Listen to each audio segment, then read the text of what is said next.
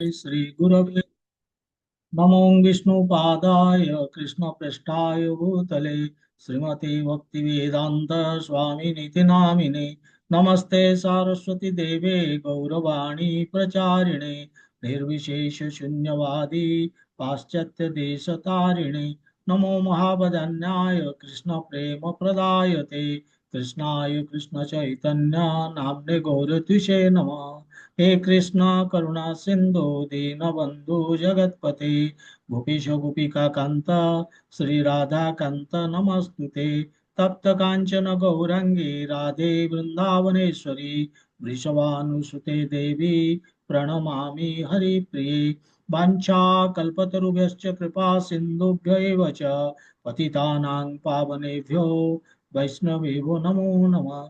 जय श्री कृष्ण चैतन्य प्रभु नित्यानंद श्री अद्वैत गदाधर श्रीवासादि गौर भक्त वृंद हरे कृष्ण कृष्ण कृष्ण हरे हरे हरे वाह राम राम राम हरे हरे। वाह। ओम नमो भगवते वासुदेवाय। ओम नमो भगवते वासुदेवाय। ओम नमो भगवते वासुदेवाय। हरे कृष्ण।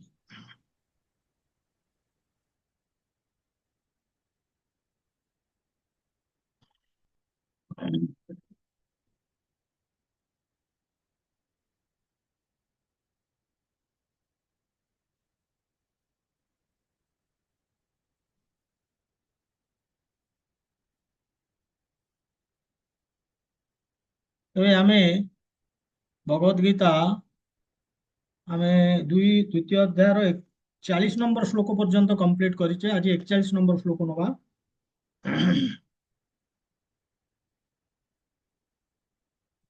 ତେବେ ଆମେ ଜଷ୍ଟ ଶ୍ଲୋକଟି ନବା ପୂର୍ବରୁ ବ୍ୟାକଗ୍ରାଉଣ୍ଡ ଯେ ଆମେ କୃଷ୍ଣ ଅର୍ଜୁନଙ୍କୁ ଭକ୍ତି ଯୋଗ ବା ବୁଦ୍ଧି ଯୋଗ ବିଷୟ କହିବା ଆରମ୍ଭ କରିଛନ୍ତି 39 ନମ୍ବର ଶ୍ଲୋକରୁ। ବୁଦ୍ଧି ଯୋଗର ଅର୍ଥ ହଉଛି ଯେ କର୍ମ କରିବା ଅନାସକ୍ତ ହେଇ ଏବଂ ବୁଦ୍ଧି ସହିତ।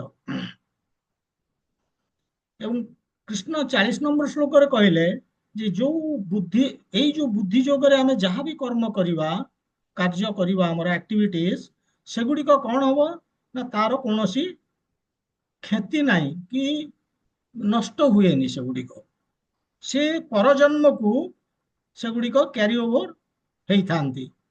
ପର ନେକ୍ସଟ ଲାଇଫକୁ ସେମାନେ ଯିବେ। ଆମକୁ ପକ୍କା ଗୋଟେ ମିଳିବ ମଣିଷ ଶରୀର ଏବଂ ଆମେ ଯୋଉଠି ସାରିଛେ ଭକ୍ତି ପୁଣି ସେଇଠୁ ଆରମ୍ଭ କରିବା। ଭକ୍ତି ଜିନିଷ ବା ବୁଦ୍ଧି ଯୋଗ ବା ଭକ୍ତି ଯୋଗ ଏଇଭଳି ଡେସ୍କ୍ରାଇବ କରୁଛନ୍ତି କୃଷ୍ଣ ଧୀରେ ଧୀରେ ଇଣ୍ଟ୍ରୋଡ୍ୟୁସ କଲେ 39 ନମ୍ବର ଶ୍ଲୋକରେ। 40ରେ eternality of all activities in buddhi yoga. ବୁଦ୍ଧି ଯୋଗରେ ଆମେ ଯାହା କର୍ମ କରୁଛେ ଯାହା ଆକ୍ଟିଭିଟିଜ ଆମର ତାର ପରିଣାମ ହଉଛି ନିତ୍ୟତା। ସେଗୁଡ଼ିକ ପରମାନେଣ୍ଟ, ସେ ପରଜନ୍ମକୁ ଯାଉଛି। ଏବଂ ବର୍ତ୍ତମାନ ଯୋଉ ଶ୍ଲୋକକୁ ଯାଉଛେ ଆମେ ସେ କହିବେ ଯେ ଭକ୍ତି ଯୋଗ ଏଇ ବୁଦ୍ଧି ଯୋଗରେ କରିବା ପାଇଁ କ୍ୱାଲିଫିକେସନ ବା ଯୋଗ୍ୟତା କଣ ସେ ବିଷୟ କହିବେ। ଏବଂ ସେ ଯୋଗ୍ୟତା ହଉଛି ବ୍ୟବସାୟାତ୍ମିକ ବୁଦ୍ଧି।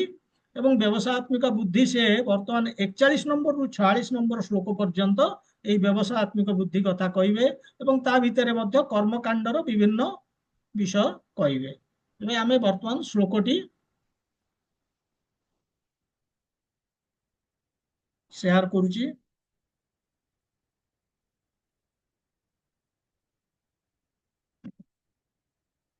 ଶ୍ଲୋକଟି ଏଇଭଳି। ବ୍ୟବସାତ୍ମିକ ବୁଦ୍ଧି ଏକେହ କୁରୁ ନନ୍ଦନ ବହୁ ଶାଖା ହି ଅନନ୍ତାଶ୍ଚ ବୁଦ୍ଧୟ ଅବ୍ୟବସାୟିନାଂ। ତେବେ ଏଠି କହୁଛନ୍ତି କଣ? ବ୍ୟବସାୟାତ୍ମିକ ବୁଦ୍ଧି ମାନେ ଏଇ ଭକ୍ତି ମାର୍ଗରେ ଲୋକଙ୍କର ବୁଦ୍ଧି ଲକ୍ଷ୍ୟାଭିମୁଖୀ, ଇଣ୍ଟେଲିଜେନ୍ସ ଫୋକସ୍ଡ ଅନ୍ ଗୋଲ বা ওয়ান পয়েন্টেড ইন্টেলিজেন্স এই কথা কହୁଛନ୍ତି। অর্থাৎ ଯୋଉ ବୁଦ୍ଧି ଯୋଉ ଲକ୍ଷ୍ୟାଭିମୁଖୀ ସେମାନେ ଲକ୍ଷ୍ୟଚ୍ୟୁତ ହୁଅନ୍ତି ନାହିଁ। ସେ ଲକ୍ଷ୍ୟରେ ସେମାନେ ତାଙ୍କର ଦୃଢତା ରହିଛି ଏବଂ ବିଶ୍ୱାସ ମଧ୍ୟ ରହିଛି। ଏଇ କଥା ବ୍ୟବସାୟିକ ବୁଦ୍ଧି ହଉଛି ଯେ ଆମର ଗୋଟେ ଲକ୍ଷ୍ୟ ରହୁଛି, ଯୋଉ ଲକ୍ଷ୍ୟରେ ଆମର ଦୃଢତା ବା ବିଶ୍ୱାସ ରହିଛି। ଏବଂ କହୁଛନ୍ତି ଏକ ହ କୁରୁନନ୍ଦନ, ଏବଂ ସେ ଲକ୍ଷ୍ୟ ହଉଛି ଏକ। କୁରୁନନ୍ଦନ ମାନେ କହୁଛନ୍ତି କୁରୁବଂଶର ପ୍ରିୟ ସନ୍ତାନ ଅର୍ଜୁନଙ୍କୁ କହୁଛନ୍ତି ଯେ ସେଇ ଲକ୍ଷ୍ୟ ମଧ୍ୟ ଏକ, ଗୋଟିଏ, ବହୁତ ଲକ୍ଷ୍ୟ ନୁହେଁ, ଗୋଟିଏ ମାତ୍ର ଲକ୍ଷ୍ୟ। ବହୁ ଶାଖାଇ ଅନନ୍ତାଶ୍ଚ ବୁଦ୍ଧୟ ଅବ୍ୟବସାୟିନାଂ। ଯେତେବେଳେ ଅବ୍ୟବସାୟିନାଂ ମାନେ ଯେତେବେଳେ ଲକ୍ଷ୍ୟାଭିମୁଖୀ ନୁହେଁ ବୁଦ୍ଧି, ବା ଯେତେବେଳେ ଲକ୍ଷ୍ୟଚ୍ୟୁତ ହେଇଛି ବା ଲକ୍ଷ୍ୟରେ ଦୃଢତା ବା ବିଶ୍ୱାସ ନାହିଁ, ସେତେବେଳେ ବୁଦ୍ଧି କଣ ହବ? ବହୁ ଶାଖା ହି ଅନନ୍ତାଶ୍ଚ। ସେତେବେଳେ ବୁଦ୍ଧିର ବିଭିନ୍ନ ଶାଖା ପ୍ରଶାଖା ହେଇକି ସେମାନେ ବିସ୍ତାର ଲାଭ କରିବେ। ଅନେକ ଡାଇରେକ୍ସନ ରହିବ ବୁଦ୍ଧିର, ଫୋକସ୍ଡ ହବନି। ଏଇ କଥା କହୁଛନ୍ତି ଏ ଶ୍ଲୋକରେ। ବର୍ତ୍ତମାନ ଆମେ ତାକୁ ବୁଝିବାକୁ ଚେଷ୍ଟା କରିବା।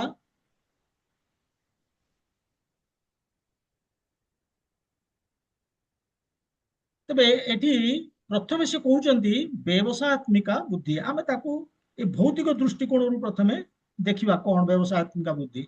ଆମେ ପିଲାବେଳେ ଯେତେବେଳେ ପ୍ରାୟ ବାପା ମାନେ କଣ କହନ୍ତି ଯେ ଯଦି ଜୀବନରେ ଉନ୍ନତି କରିବାକୁ ଚାହୁଁଛୁ, ତୋର ଧନ ସମ୍ପତ୍ତି ପଇସା ଘୋଡ଼ା ଗାଡ଼ି ସବୁ କିଛି ଦରକାର, ଉପଭୋଗ କରିବୁ, ଭୋଗ୍ୟ ବସ୍ତୁ ପାଇବୁ, ଉପଭୋଗ କରିବୁ ଜୀବନକୁ, ତାହେଲେ ତତେ ପାଠ ପଢିବାକୁ ପଡିବ। ଏଇଭଳି ଆମକୁ ପ୍ରତ୍ୟେକ ବାପା ମାନେ ତାଙ୍କ ପିଲାମାନଙ୍କୁ ଏଇ କଥା କହିଥାନ୍ତି ଏବଂ ପିଲା ତାକୁ ମଧ୍ୟ ବୁଝି ଯାଆନ୍ତି। ବହୁତ ପିଲା ଆମକୁ ଆମର ବ୍ୟବହାରିକ ଜୀବନ ଆଡକୁ ଦୃଷ୍ଟି ଦେବା ପାଇଁ କହୁଛନ୍ତି।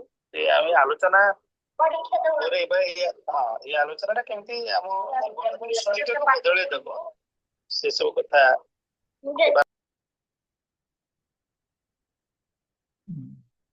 ଟିକେ ମ୍ୟୁଟ ରଖିବେ, ନହେଲେ ଅସୁବିଧା ହଉଛି।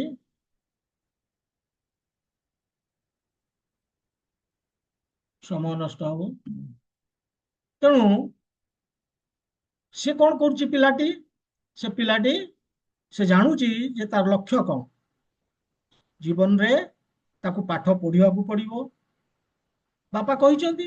ଏହା କଲେ ହିଁ, ଏବଂ ତା ଜୀବନର ଲକ୍ଷ୍ୟ ହଉଛି କଣ ନା ସେ ଗୋଟେ ଜାଗାରେ ସେଟଲଡ ହବ, ଚାକିରି କରିବ, ଡିଗ୍ରୀ ହାସଲ କରିବ, ଚାକିରି କରିବ ଏବଂ ପଇସା ରୋଜଗାର କରିବ, ଯୋଉଥିରେ ସେ ତା ଜୀବନର ଭୋଗ୍ୟ ବସ୍ତୁ ପାଇବ, ଉପଭୋଗ କରିପାରିବ। ଇଏ ହେଲା ତାର ଲକ୍ଷ୍ୟ। ଏବଂ ସେଥିପାଇଁ ସେ କଣ କରୁଛି ନା ତାର ସେଇ ପାଠ ପଢାରେ ତାର ବିଶ୍ୱାସ ବା ଦୃଢତା ରଖିଛି ଏବଂ ସେ ଲକ୍ଷ୍ୟରେ ମଧ୍ୟ ତାର ଦୃଢତା ବିଶ୍ୱାସ ରଖିଛି। ସେଥିପାଇଁ ସେ ସେଇ କର୍ମ କରୁଛି, ସେଇ ଆକ୍ଟିଭିଟିଜ। ତେବେ ଇଏ ହେଲା ଭୌତିକ କଥା, କିନ୍ତୁ ଭଗବାନ ଏଠି ବ୍ୟବସାୟାତ୍ମିକ ବୁଦ୍ଧି ସେ ଭୌତିକ ଦୃଷ୍ଟିକୋଣରୁ କହିନାହାନ୍ତି। ଏଠି କହିଛନ୍ତି ଆଧ୍ୟାତ୍ମିକ ଦୃଷ୍ଟିକୋଣରୁ, ମାନେ ଆତ୍ମା କି ପୁକାର, ଆତ୍ମା ସମ୍ବନ୍ଧୀୟ, ମାନେ ଯୋଉ ଜିନିଷ କହୁଛନ୍ତି ଏଥିରେ ମାନେ ରିଜୋଲ୍ୟୁଟ ଡିଟରମିନେସନ, ଦୃଢତା ବା ବିଶ୍ୱାସ କଥା କହୁଛନ୍ତି। ସେଇଟାକୁ ପ୍ରଭୁପାଦ ଗୋଟେ ଶ୍ଲୋକ ମାଧ୍ୟମରେ ତାକୁ ସୁନ୍ଦର ଭାବରେ ବୁଝେଇ ଦଉଛନ୍ତି। ସେ ଶ୍ଲୋକଟା ହଉଛି କଣ ନା ଶ୍ରୀ ଚୈତନ୍ୟ ଚରିତ୍ରାମୃତରେ ଦିଆଯାଇଥିବା ଗୋଟେ ଶ୍ଲୋକ। ଶ୍ରଦ୍ଧା ଶବ୍ଦେ ବିଶ୍ୱାସ କହେ ସୁଦୃଢ ନିଶ୍ଚୟ, କୃଷ୍ଣେ ଭକ୍ତି କହିଲେ ସର୍ବ କର୍ମ କୃତ ହୟ। ଏଠି କହୁଛନ୍ତି ମାନେ କଣ? ଶ୍ରଦ୍ଧାର ବିଶେଷ ଅର୍ଥ କଣ? ବିଶ୍ୱାସ। ଶ୍ରଦ୍ଧା ଶବ୍ଦର ବିଶେଷ ଅର୍ଥ ହଉଛି ବିଶ୍ୱାସ। କୌଣସି ଆମେ ଉନ୍ନତ ଭାବନା, ଆମେ ଯେତେବେଳେ ଉନ୍ନତ ଭାବନାରେ ବିଚଳିତ ନ ହୋଇକି ସ୍ଥିର ରହୁଛେ, ତାକୁ ଆମେ କହୁଛେ ଦୃଢତା ବା ବିଶ୍ୱାସ। ବିଚଳିତ ହଉନି, କୌଣସି ଉନ୍ନତ ଭାବନାରେ ସ୍ଥିର ରହୁଛେ, ତାକୁ ଆମେ କହୁଛେ ବିଶ୍ୱାସ ବା ଦୃଢତା। ଏବଂ ଏଇ ଦୃଢତାରେ ବା ଏଇ ବିଶ୍ୱାସରେ ରହିଛି କଣ ନା ଆସ୍ଥା, ଆଦର, ସମର୍ପଣ ଭାବ। ତେଣୁ ଏଇ ଯୋଉ ବିଶ୍ୱାସ, ଯୋଉ ବିଶ୍ୱାସରେ ଆସ୍ଥା, ଆଦର, ସମର୍ପଣ ଭାବ ରହିଛି, ସେ କୌଣସି ବସ୍ତୁ ସମ୍ବନ୍ଧୀୟ ହେଇପାରେ, ସେ କୌଣସି ମହାନ ବ୍ୟକ୍ତି ସମ୍ବନ୍ଧୀୟ ହେଇପାରେ, से कौन सी महान विचार संबंधी हो पारे, भौतिक भी हो पारे, आध्यात्मिक भी हो पारे, धार्मिक भी हो पारे, आध्यात्मिक बा धार्मिक हो पारे। तेबे एठी भगवान जेहेतु आध्यात्मिक दृष्टि कोणरू कहिसंती, ताले सेई जो विश्वास, जो विश्वास रे रहिछि आस्था, आदर, समर्पण भाव, से से विश्वास कहा प्रति, को महान व्यक्ति प्रति, कृष्ण, को महान विचारधारा प्रति, कृष्ण भक्ति बा कृष्ण चेतना। तेणु कृष्ण भक्ति रे दृढ़ता बा विश्वास यही होची व्यवसायत्मिक बुद्धि।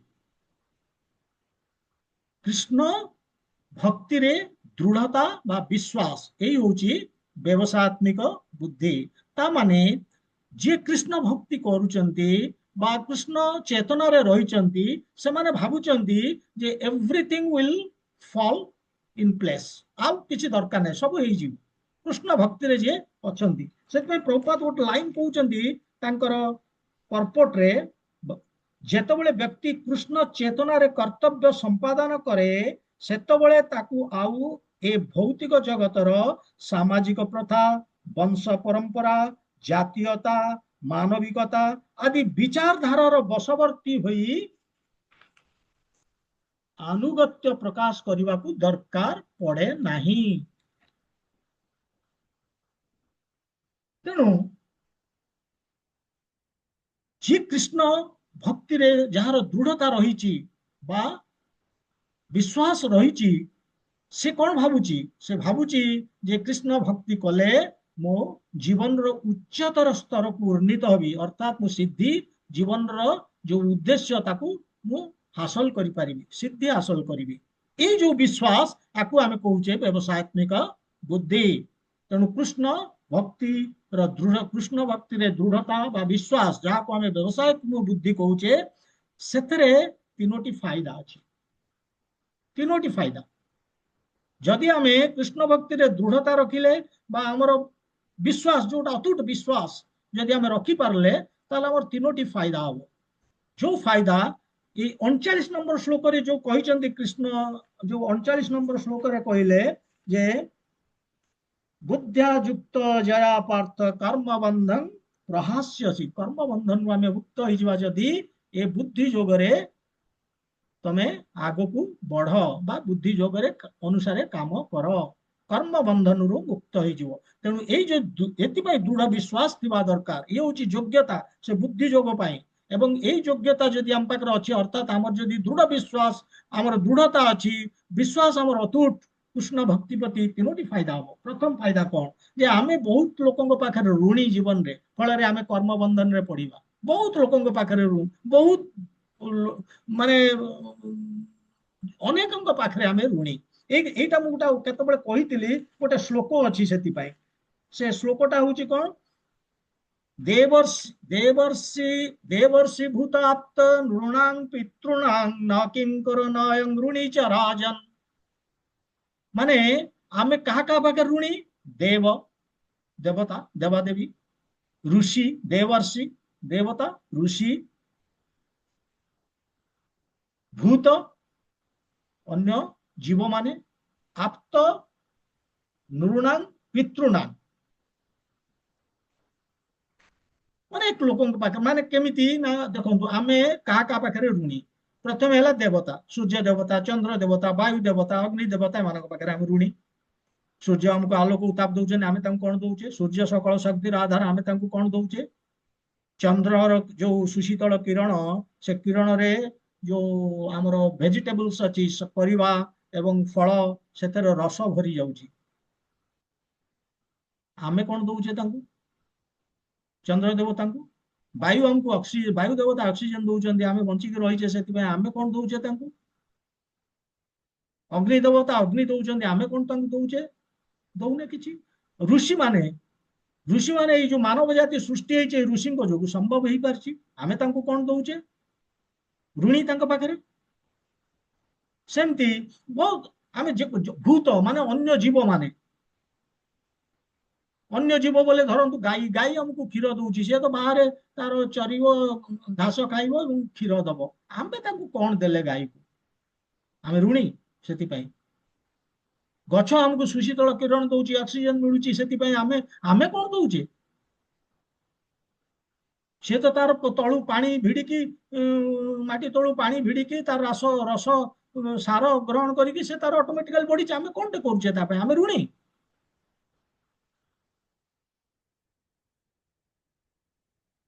ସେମିତି ବହୁତ ଲୋକ ଅଛନ୍ତି, ତାଙ୍କ ପାଖରେ ଆମେ ଋଣୀ।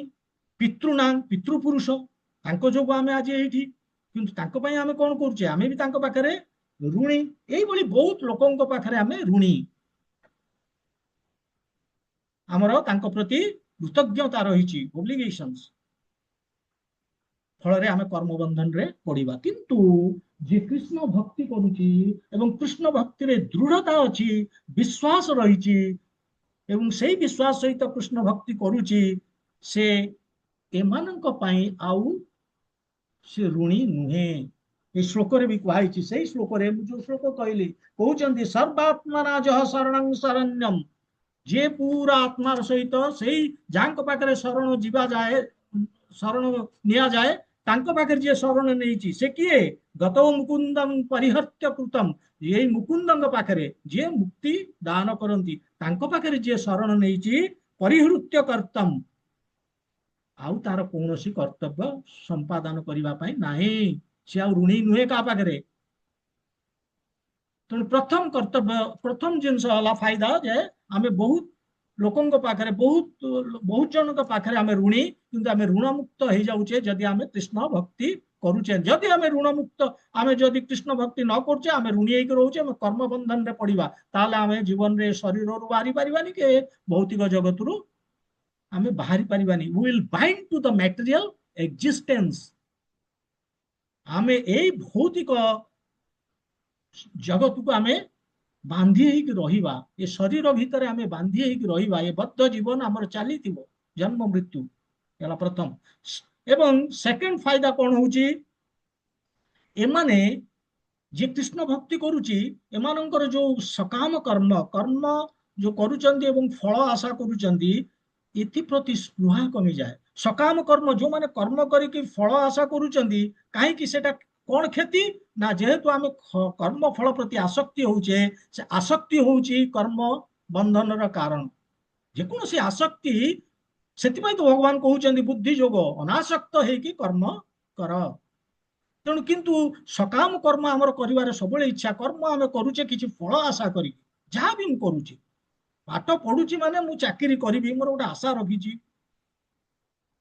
ପ୍ରତ୍ୟେକ ଜିନିଷ ମୁଁ ଯାହା କରୁଛି, କିଛି ଗୋଟେ ଆଶା ଫଳ, ସେଥିପାଇଁ ମୋର ଆସକ୍ତି, ଏବଂ ସେଇ ଆମକୁ କର୍ମବନ୍ଧନର କାରଣ। ଆସକ୍ତି ଅର୍ଥ କର୍ମବନ୍ଧନ, ଫଳରେ ଆମର ମୁକ୍ତି ନାହିଁ। କିନ୍ତୁ ଆମେ ଯେତେବେଳେ କୃଷ୍ଣ ଭକ୍ତି କରିବା, ଅଟୋମେଟିକାଲି ସକାମ କର୍ମ ପ୍ରତି ଆମର ସ୍ପୃହା କମିଯିବ, ଆସିବନି, ଆମେ କର୍ମବନ୍ଧନରୁ ମୁକ୍ତ ହେଇପାରିବା। ସେମିତି ଥାର୍ଡ ଜିନିଷ କହୁଛନ୍ତି, ଯୋଉ ଦ୍ୱନ୍ଦ, ଡୁଆଲିଟିସ୍, ଲାଭ କ୍ଷତି, ଭଲ ମନ୍ଦ, ସୁଖ ଦୁଃଖ, ମାନ ଅପମାନ,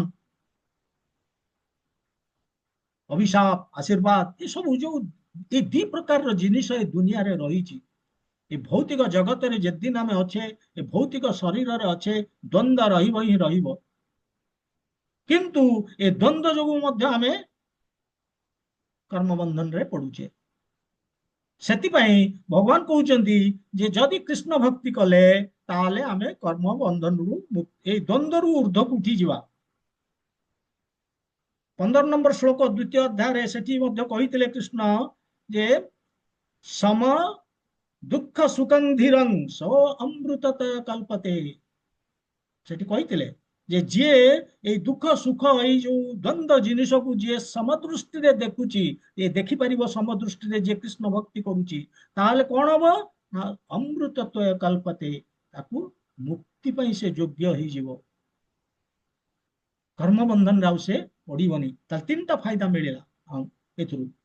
ପ୍ରଥମେ ଆମେ ଯାହାଙ୍କ ପାଖରେ ଋଣୀ, ଆମେ ଆଉ ଋଣୀ ହବାନି, ତେଣୁ କର୍ମବନ୍ଧନରେ ପଡିବାନି।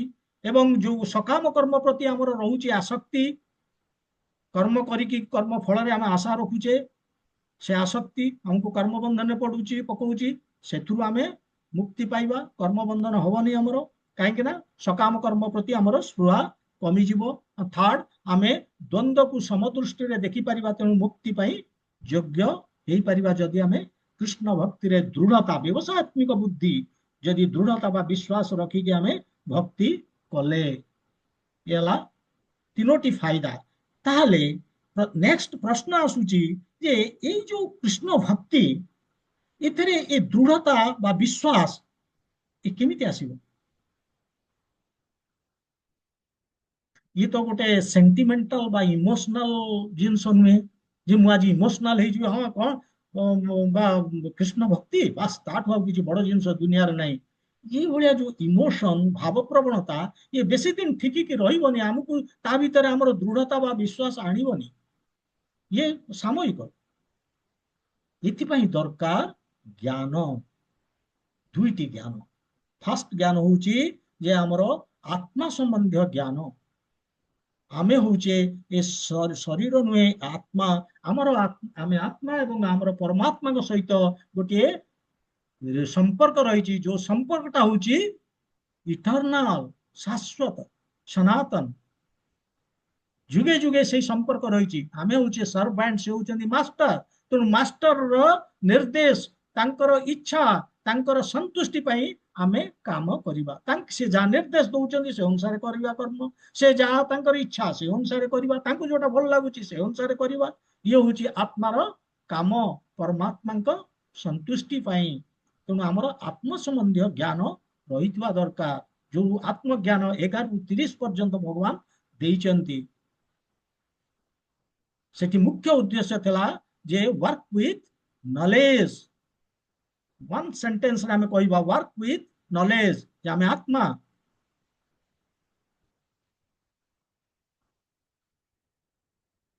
सेकंड होची हमर वासुदेव तांको विषय रे मध्य वसुदेवंकर पुत्र कृष्ण तांको विषय रे हमर ज्ञान थिबा दरकार जानि थिबा दरकार से किए वासुदेव सर्वम इति निजे भगवान श्री कृष्ण यही आमर भगवत गीता रे आगे जाइकी कहबे बहुनां जन्मनां अन्ते ज्ञानवान माम प्रपद्यते वासुदेव सर्वम इति स महात्मा सुदुर्लभ से लोक हूँ विरल दुनिया रे जे बहु जन्म पर तार ज्ञान आसला जे वासुदेव सर्वम इति वासुदेव होउचंदी सबु किछि से होउचंदी सबु कारणर कारण सर्व कारणं कारण कज फल कजेस ये सूर्य रो आलोक उताप सूर्य दौची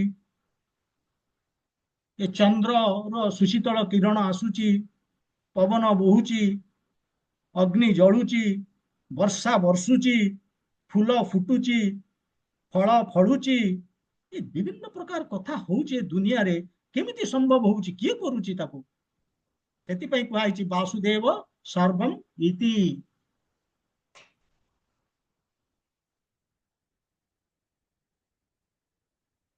ତେଣୁ ଯେତେବେଳେ ଆମର ଜ୍ଞାନ ହବ ଆମେ କଣ କରିବା ନ୍ୟାଚୁରାଲି ଆମର ଭକ୍ତି ଆସିବ ଯେମିତି ଆମେ ଜାଣୁଛେ ବାପା ଆମ ପାଇଁ ସବୁ କିଛି କରୁଛନ୍ତି ଏ ଦୁନିଆରେ ବହୁତ କମ ଲୋକ ଥିବେ ଯେ ଭାବୁଥିବେ ଯେ ବାପା ତାଙ୍କର କର୍ତ୍ତବ୍ୟ କରିଛନ୍ତି କିନ୍ତୁ ନାଇଁ ଅଧିକାଂଶ ଲୋକ ବହୁତ ଲୋକ ଭାବୁଛନ୍ତି ଯେ ନାଇଁ ବାପା କର୍ତ୍ତବ୍ୟ ନୁହେଁ बापा जहाँ करिसेंती ऑटोमेटिकली हमर तांको प्रति भक्ति आसुची सेमती आमे जेतोले जानुचे से होउचंती फादर हमर इटर्नल फादर एवं आमे आम पई से एते योजना कर दैचंती आम सब पई आमे तो जानुचे तले आमे जानिले वासुदेव सर्वमिति तो तांको पई हमकर किछि करिवार अछि आमे तांको भक्ति करिवार अछि येला प्रथम सेकंड आमे मध्ये जानिबा दरकार जे आम पाखरे जहा अछि सब कहारो सबु होउचंती कृष्णंकर सर्वलोक महेश्वरम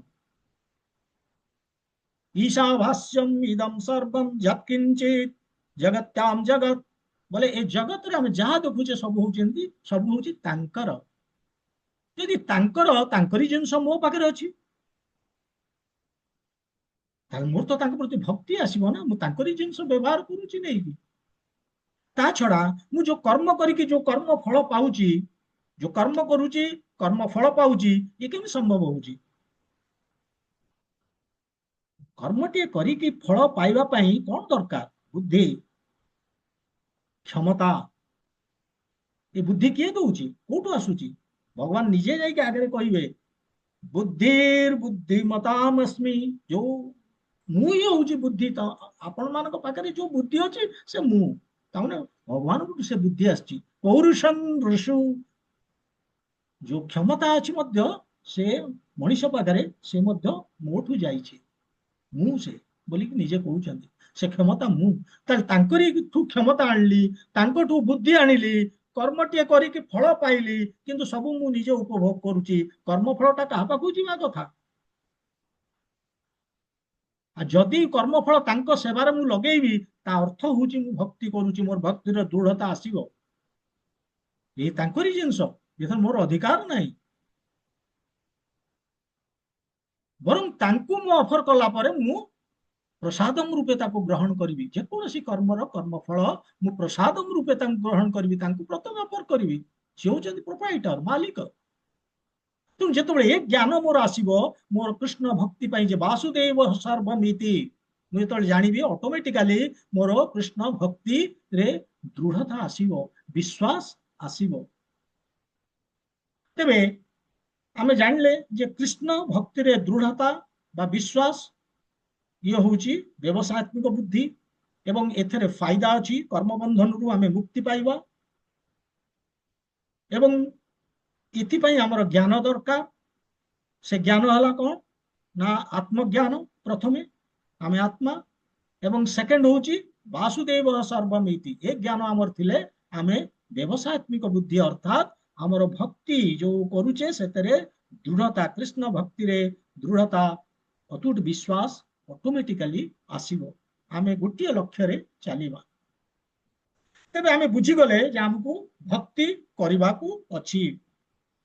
ଏ ଭକ୍ତି କଣ? ଏ ଭକ୍ତି କିଛି ନୁହେଁ। ଏ ଭକ୍ତି ହଉଛି କେବଳ କୃଷ୍ଣଙ୍କର ସନ୍ତୁଷ୍ଟି ପାଇଁ କାମ କରିବା। ଯେକୌଣସି କାମ ଆମେ କରୁଛେ କୃଷ୍ଣଙ୍କ ସନ୍ତୁଷ୍ଟି ପାଇଁ, ଆମ ନିଜର ଇନ୍ଦ୍ରିୟ ଭୋଗ ବା ଇନ୍ଦ୍ରିୟର ସୁଖ ପାଇଁ ନୁହେଁ। ଯେକୌଣସି କର୍ମ କରୁଛେ, ଏ ଜିନିଷ କଣ, ଆମେ ଆସ୍ତେ ଆସ୍ତେ ଆସ୍ତେ ଆସ୍ତେ ଯେତେ ଆଗକୁ ବଢିବା ଆମେ ବୁଝିପାରିବା କଣ ଏକ୍ଜାକ୍ଟଲି କହୁଛନ୍ତି। ଏ କର୍ମ ଗୁଡାକ କେମିତି କରିବା, କଣ ସେ କର୍ମ, ସେ ସନ୍ତୁଷ୍ଟି ଖାଲି ଭଗବାନଙ୍କର ହବ କେମିତି, ମୋ ଇନ୍ଦ୍ରିୟ ଭୋଗ ନୁହେଁ, ଇଏ କେମିତି ସମ୍ଭବ? ଇଏ ଆମେ ଯେତେ ଆଗକୁ ବଢିବା ଆସ୍ତେ ଆସ୍ତେ ବୁଝିବା। ଯେତେବେଳେ ଥାର୍ଡ ଚାପ୍ଟର, ଫିଫ୍ଥ ଚାପ୍ଟର ଏସବୁ ଆସିବ କର୍ମଯୋଗ। ତେଣୁ ଆମେ ଜାଣିଲେ ଯେ ଭଗବାନଙ୍କର ସନ୍ତୁଷ୍ଟି ପାଇଁ କର୍ମ କରିବା ହଉଛି ଭକ୍ତି, ଆଉ କିଛି ନୁହେଁ, ତାଙ୍କରି ସେବା। କିନ୍ତୁ ସେ ଭକ୍ତିଟିକୁ କରିବା କେମିତି? ତରିକା କଣ? ଆମକୁ କଣ ଜଣା ଅଛି କେମିତି କରିବା? ସେଥିପାଇଁ ଗୋଟେ ଜଣେ ଗୁରୁଙ୍କର ଆଶ୍ରୟ ଦରକାର। ସେ ଆମକୁ କହିବେ କଣ କରିବାକୁ ହବ, କେମିତି କରିବାକୁ ହବ। ଭକ୍ତି ସେ ବତେଇବେ। ଆମର ବିଶ୍ୱନାଥ ଚକ୍ରବର୍ତ୍ତୀ ଠାକୁର, ସେ ହଉଛନ୍ତି ଅଷ୍ଟମ ବୈଷ୍ଣବ ପରମ୍ପରାରେ, ସମ୍ପ୍ରଦାୟରେ ସିଏ ଗୋଟେ ଗୁରୁ ଅଷ୍ଟକମ ଯୋଉ ଲେଖିଛନ୍ତି, ଗୁରୁବାଷ୍ଟକମ ଆମେ ତାକୁ କହୁଛେ, ସେଥିରେ ସେ କହିଛନ୍ତି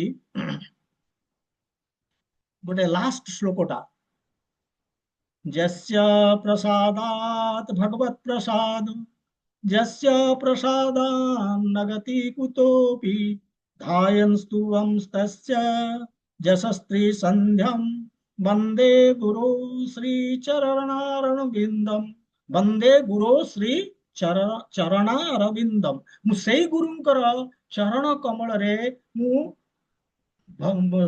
ମାନେ ପ୍ରଣାମ କରୁଛି। ସେଇ ଗୁରୁଙ୍କର, ଯୋଉ ଗୁରୁଙ୍କର କୃପାରୁ, ଯସ୍ୟ ପ୍ରସାଦାତ୍ ଭଗବତ୍ ପ୍ରସାଦ, ଯାହାଙ୍କ କୃପାରୁ ମୁଁ କେବଳ ଭଗବାନଙ୍କର କୃପା ମତେ ମିଳିବ। ଯସ୍ୟ ଅପ୍ରସାଦାନ୍, ଯାହାଙ୍କର କୃପା ନାହିଁ, ନଗତି କୁତପି, ମୋର କୌଣସି ଉତ୍ତମ ଗତି ନାହିଁ। ମୁଁ ଆଧ୍ୟାତ୍ମିକ ପଥରେ କେବେ ହେଲେ ଅଗ୍ରସର ହେଇପାରିବିନି, ମୁଁ ଭକ୍ତିରେ ଠିକି ପାରିବିନି ଯଦି ମୁଁ ସେ ଗୁରୁଙ୍କର କୃପା ନାହିଁ। ତେଣୁ ମତେ ଗୁରୁର ଆଶ୍ରୟ ନବାକୁ ପଡିବ। କିନ୍ତୁ ଏଇଠି ଦେଖନ୍ତୁ ପ୍ରଭୁପାଦ ମଧ୍ୟ ତାଙ୍କର ଗୁରୁ ଭକ୍ତି ସିଦ୍ଧାନ୍ତ ସରସ୍ୱତୀ ମହାରାଜ ସିଏ ମଧ୍ୟ ତାଙ୍କୁ କହିଥିଲେ କେମିତି ଏ କୃଷ୍ଣ ଭକ୍ତି କରିବ। ସେ ତାଙ୍କୁ ଦୁଇଟି ଜିନିଷ କହିଥିଲେ। ସେ କହିଥିଲେ ଯେ ସାରା ପୃଥିବୀରେ ଏ କୃଷ୍ଣ ଭାବନା କୃଷ୍ଣ ଚେତନାର ପ୍ରଚାର ପ୍ରସାର କରିବ ଏବଂ ଯେତକ ଶାସ୍ତ୍ରରେ ଯାହା ସଂସ୍କୃତରେ ଲେଖା ହେଇଛି ତାକୁ ଇଂଲିଶ ଅନୁବାଦ କରିବ, ତାହେଲେ ସମସ୍ତେ ତାକୁ ବୁଝିପାରିବେ, କୃଷ୍ଣ ପ୍ରଚାର ପ୍ରସାର ହେଇପାରିବ। ଏବଂ ସେଇ ଦିଟି ସେ କରିଥିଲେ। ଏ ସମୁଦ୍ର ପାର ହେଇକି ସେ ଆମେରିକା ଯାଇଥିଲେ ଏଇଥିପାଇଁ ଯେ ଏବଂ ଏଇ କୃଷ୍ଣ ଭାବନା ବା କୃଷ୍ଣ ଚେତନାର ପ୍ରଚାର ପ୍ରସାର କରିବା ପାଇଁ ମାନେ ସାରା ପୃଥିବୀରେ ସେ ପ୍ରଥମେ ଇସ୍କନ ମନ୍ଦିର ସେ ସ୍ଥାପନା କରିଥିଲେ। ସେକେଣ୍ଡ, ସବୁ ଶାସ୍ତ୍ରର ସବୁ ଜିନିଷକୁ ଇଂଲିଶରେ ସେ ଅନୁବାଦ କରିପାରିଲେ ଏଇ 10 ବର୍ଷ ସମୟ ଭିତରେ। ତେଣୁ ଯାହା ସେ କହିଥିଲେ କରିଥିଲେ ଫଳରେ ତାଙ୍କ କୃପା ମିଳିବା, ଯେହେତୁ ତାଙ୍କ କହିବା ଅନୁସାରେ କଲେ ଅଟୋମେଟିକାଲି ତାଙ୍କ କଥା ମାନିଲେ, ସେ କହିଥିଲେ ଏଇ ଦିଟି ଜିନିଷ କରିବା ପାଇଁ ଏବଂ ଏଇ ଦିଟି ଜିନିଷ ହିଁ ସେ କଲେ ଏବଂ ତାଙ୍କୁ କୃପା ମିଳିଗଲା, ସେ ସକ୍ସେସଫୁଲ ହେଲେ ଏବଂ ସେ ଭଗବତ ଧାମ ଚାଲିଗଲେ। ସେ ଭୌତିକ ଜଗତକୁ ଆଉ ଫେରିବେନି। ଏବଂ ସେଇ ଆମେ ତାହେଲେ ବର୍ତ୍ତମାନ ପ୍ରଶ୍ନ ଉଠୁଛି ଆମେ କେମିତି ଆମର ବ୍ୟବସାୟତ୍ମକ ବୁଦ୍ଧି କଣ, ଆମେ କଣ କରିବା, ଆମ ପାଇଁ ବ୍ୟବସାୟତ୍ମକ ବୁଦ୍ଧି କଣ? ଆମ ପାଇଁ ହଉଛି ଯେ ଯାହା ଶାସ୍ତ୍ରରେ ଇନଷ୍ଟ୍ରକ୍ସନ ଅଛି, ଯାହା ଅଛି ଇନଷ୍ଟ୍ରକ୍ସନ, ଦୁଇଟି ଜିନିଷ ଆମେ ଫଲୋ କରିବାକୁ ପଡିବ, ଦୁଇଟି ଇନଷ୍ଟ୍ରକ୍ସନ ଆମକୁ ଫଲୋ କରିବାକୁ ପଡିବ ଶାସ୍ତ୍ର ଅନୁସାରେ। ଗୋଟେ ହଉଛି କଳିଯୁଗ ପାଇଁ କିଛି ଅଛି, କଳିଯୁଗ ପାଇଁ ଶାସ୍ତ୍ରରେ କିଛି ଲେଖା ହେଇଛି କଣ ନା ସେଟା ହଉଛି ପ୍ରଥମ କୀର୍ତ୍ତନାଦେବ କୃଷ୍ଣସ୍ୟ ମୁକ୍ତ ସଙ୍ଗ ପରମ ବ୍ରଜେତ। କୀର୍ତ୍ତନାଦେବ କୃଷ୍ଣସ୍ୟ, କେବଳ ଭଗବାନଙ୍କର କୃଷ୍ଣଙ୍କର କେବଳ କୀର୍ତ୍ତନ କରିବା ହଉଛି ଏକମାତ୍ର ବାଟ, ଯୋଉଠି କଣ ହବ ନା ମୁକ୍ତ ସଙ୍ଗ, ଆମେ କର୍ମବନ୍ଧନରୁ ମୁକ୍ତ ହେଇଯିବା, ପରମ ବ୍ରଜେତ, ଆମେ ସେଇ ପରମ ଧାମକୁ ବା ତାଙ୍କରି ପାଖକୁ ଆମେ ଫେରିଯିବା, ଭଗବାନଙ୍କ ପାଖକୁ ଯୋଉଠୁ ଆମେ ଆସିଥିଲେ, ଆମର ମୁକ୍ତି ହେଇଗଲା। ସେଥିପାଇଁ ଆମକୁ କଣ କରିବାକୁ ପଡିବ, କୀର୍ତ୍ତନାଦ ଏବ କୃଷ୍ଣସ୍ୟ, ହରେ କୃଷ୍ଣ କୃଷ୍ଣ କୃଷ୍ଣ ହରେ ହରେ, ହରେ ରାମ ରାମ ରାମ ହରେ ହରେ। ଇତି ଷୋଡଶକମ୍ ନାମ ନାମ କଳି କଳମସ ନାଶନମ।